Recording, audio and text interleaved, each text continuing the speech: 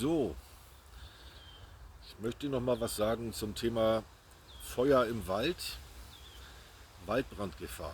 Also, wir sind hier Samstag richtig abgesoffen, nachdem es eine ganze Zeit lang sehr trocken war.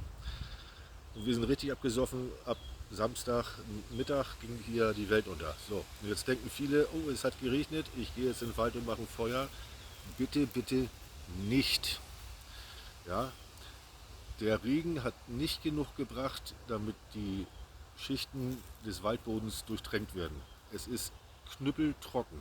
Und auch wenn ihr oben drum so die Blätter wegmacht, die Tannennadeln wegmacht, darunter sind die Humusschichten, die vermoderten Schichten früherer, ja, Blätter, Nadeln, und das brennt. Ja, und es ist hier wirklich, es ist furztrocken. Da ist nichts nass. Und wenn ihr das Feuer nicht richtig löscht und das brennt sich in den Erdboden rein, dann entsteht ein Schwelbrand. So, und dann geht ihr weg und irgendwann bricht es aus. Bitte.